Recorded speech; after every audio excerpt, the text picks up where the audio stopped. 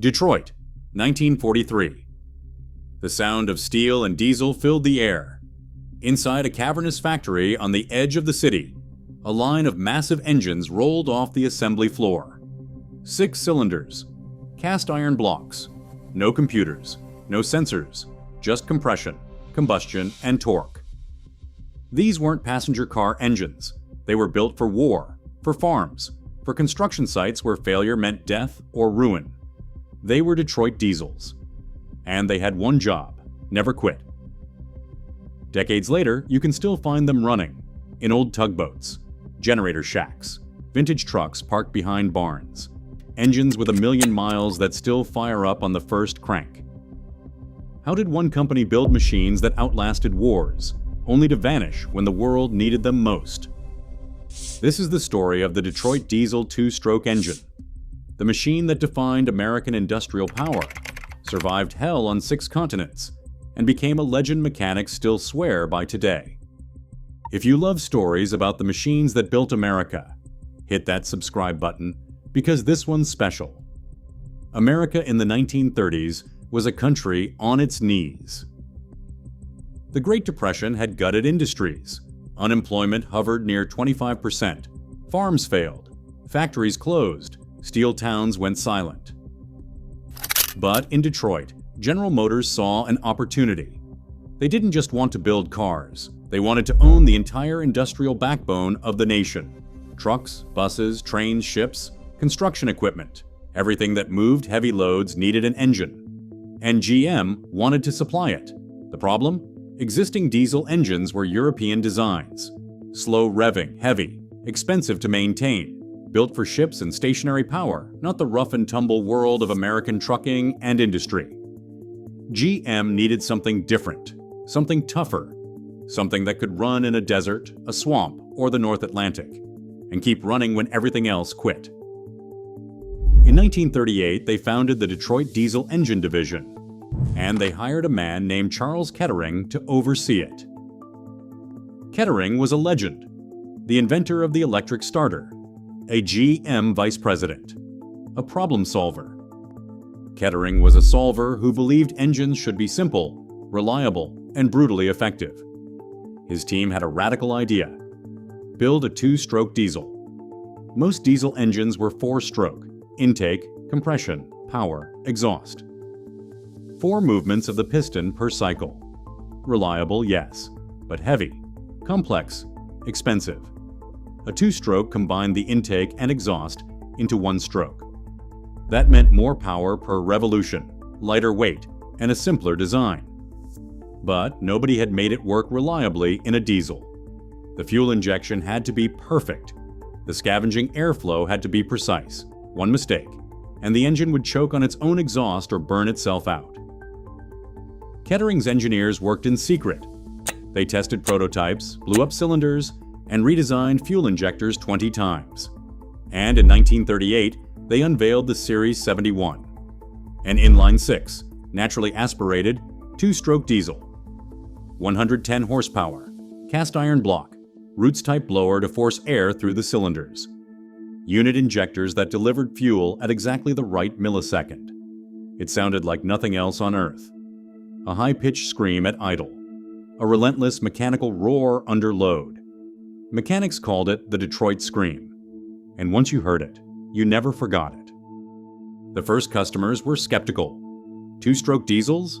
In trucks and buses? It sounded like a gimmick. But then they ran them, and everything changed. By 1940, Detroit diesels were powering Greyhound buses across America. The engines ran cooler than 4-strokes. They were lighter.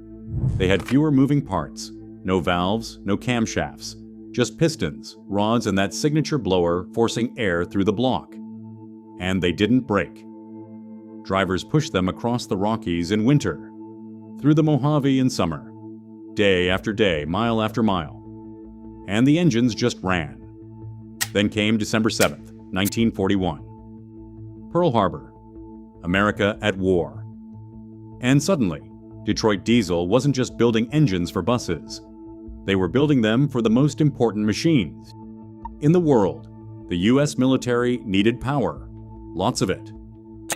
Landing craft, amphibious trucks, generators to light field hospitals, patrol boats, tank retrievers. Detroit Diesel's two-stroke design was perfect. Lightweight, compact, and nearly indestructible.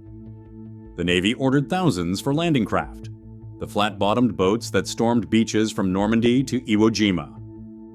Each craft had twin Detroit Diesel 671 engines, 12 cylinders screaming as they plowed through surf, loaded with men and equipment. Those engines ran in saltwater spray, in sand, in freezing North Atlantic gales. And they didn't quit. One veteran later recalled, "We hit the beach at Omaha. Boats all around us were dead in the water. Engines flooded, knocked out, shot to hell. Ours kept running. That Detroit Diesel saved my life." The Army used them in GMC WKW amphibious trucks, six-wheel drive vehicles that could drive off a ship, swim to shore, and roll onto land without stopping. The 671 engine in the back, screaming and smoking, pulling tons of cargo through the water. By 1945, Detroit Diesel had built over 75,000 engines for the war effort. They'd been to every theater, every climate, every kind of hell. And most of them came home still running. If you're enjoying this story, if you remember hearing that Detroit scream, or worked on one of these engines yourself, drop a comment below and let us know. And hit that like button. It keeps stories like this alive. After the war, America boomed. Highways expanded. The interstate system was born. Trucking became the backbone of commerce. Construction exploded. Bridges, dams, suburbs sprawling into farmland. And Detroit Diesel powered it all. The Series 71 became a legend. The 671, the 8V71, the Monster 12 V71, V-configuration engines with 12 cylinders and over 500 horsepower. You could hear them from a mile away. That unmistakable two-stroke bark. They went into over-the-road trucks. Kenworths, Peterbilts, Max. Drivers loved them because they were unkillable. You could run a Detroit Diesel 100,000 miles between overhauls. Some went 500,000. They powered city buses in New York, Chicago, Los Angeles. Millions of Americans rode to work every day behind a Detroit Diesel, never knowing the engine under the floor was the same design that stormed the beaches of Normandy. They ran generators in hospitals, prisons, remote towns. When the power grid went down, Detroit Diesels kept the lights on. They powered fishing boats in Alaska, tugboats in the Great Lakes, shrimp boats in the Gulf of Mexico, workboats that ran 24 hours a day, 365 days a year, in conditions that would destroy anything else. Construction crews used them in cranes, bulldozers, and earth movers. The engines ran in dust so thick you couldn't see 10 feet, in heat that melted tires, and they kept running.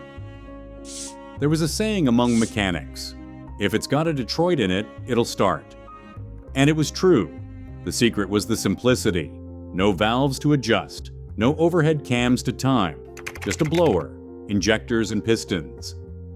If something broke, you could fix it with hand tools and a parts truck. And because GM built millions of them, parts were everywhere. A broken injector, you could find one in any truck stop in America. But more than that, it was the sound. That high-pitched idle, that rising scream under load, the way the exhaust stack would bark and crackle on deceleration. It wasn't refined. It wasn't quiet. But it was honest. It was the sound of work, of power, of American industry at its peak. Drivers would say, "You don't just operate a Detroit. You listen to it. You feel it. It talks to you."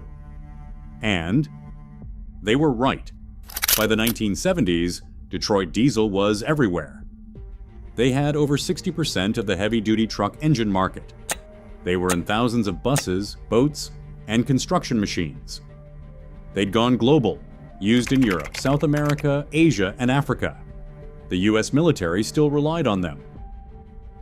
The M35 deuce-and-a-half cargo truck, backbone of the Army for decades, ran on a Detroit Diesel multi-fuel engine. It could burn diesel, gasoline, jet fuel, even cooking oil in a pinch. Detroit diesel had become synonymous with reliability. But the world was changing. In 1970, the Clean Air Act passed. Emissions standards tightened. The Environmental Protection Agency began regulating diesel exhaust, particulates, nitrogen oxides, sulfur content. The two-stroke design that made Detroit diesels so tough also made them dirty. They burned oil, they smoked. That signature black exhaust plume? It was unburned fuel and oil mist. Competitors, Cummins, Caterpillar, International, were developing four-stroke engines with cleaner combustion. Electronic fuel injection, turbochargers, intercoolers. Detroit diesel tried to adapt. They added turbochargers, improved injection systems, built new four-stroke models like the Series 60. But the two-stroke engines, the 71 series, the 92 series, the engines that built the company, couldn't meet the new standards. Not without losing the simplicity that made them great, and fuel economy mattered now. In the 1980s, diesel prices spiked. Trucking companies demanded efficiency. The two-stroke's power came at a cost. It drank fuel. Four-stroke diesels were more efficient, quieter, cleaner. Slowly, the old Detroit diesels began disappearing from the roads. By the 1990s, new trucks didn't have them anymore. Cummins and Caterpillar dominated. The Detroit Scream faded from the highways. In 1988, Roger Penske bought Detroit Diesel from GM. The company tried to reinvent itself. They focused on the Series 64-stroke engine, modern, electronic, emissions compliant. It was a good engine, but it wasn't a Detroit diesel. Not the way old-timers thought of them. The two-stroke era was over. But the engines didn't die. They just moved. Today, you can still find them running in places where new emissions laws don't reach, where reliability matters more than efficiency. In Alaska, fishing boats still run 8 V92s, engines with 40, 50 years of service. Overhauled, rebuilt, kept alive because nothing else can handle the abuse. In the Caribbean, inter-island ferries and cargo boats run Detroit diesels from the 1960s. Mechanics there know every quirk, every trick to keep them running. In rural America, old generators in fire stations and hospitals still have Series 71 engines. They fire up during storms and blackouts, ancient iron still doing the job it was built for. And in the world of collectors and restorers, Detroit diesels have become legends. Vintage truck shows feature immaculate Peterbilts and Kenworths, with rebuilt 671 and 8V71 engines.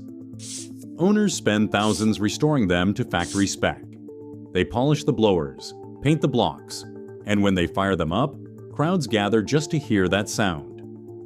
There are YouTube channels dedicated to Detroit diesel restorations.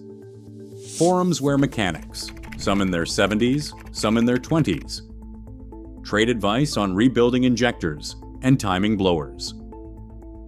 Because once you've worked on a Detroit diesel, you understand. It's not just an engine. It's a philosophy. No computers, no sensors, no codes to diagnose. Just metal, fuel, and air. If it's broken, you can see it, touch it, fix it. In a world where modern engines are black boxes, where a software glitch can strand a $200,000 truck, there's something deeply satisfying about a machine you can understand completely. One restorer put it this way: I can take a 671 apart on my garage floor and put it back together in a weekend. Try that with a modern diesel. You can't. They don't want you to. But a Detroit? It was built to be fixed, built to last, built by people who believed a tool should outlive the man who used it. And that's the legacy. Not just the engines that survived, but the idea behind them, that machines should be simple, repairable, built to endure, that you didn't need complexity to achieve greatness. You needed solid engineering, good materials, and a refusal to compromise. Before you go, if this story brought back memories, or if you've ever turned a wrench on one of these engines, we want to hear about it. Drop a comment, share your story, and if you haven't already, subscribe. Because there are more machines like this, forgotten, underrated, still running in the shadows, and their stories deserve to be told. Detroit, 1943. The sound of steel and diesel filled the air. An assembly line of engines, built for a world at war. Built to survive, built to outlast everything. And they did. Somewhere tonight, in a small harbor, or a back road, or a generator shed behind a hospital, one of those engines is still running, still screaming, still refusing to quit. In a world of silent hybrids and software, sometimes the loudest engine in the room is still the best one. If you enjoyed this deep dive into America's mechanical past, subscribe for more stories from the age of steel and noise, because these machines and the people who built them deserve to be remembered. See you in the next story.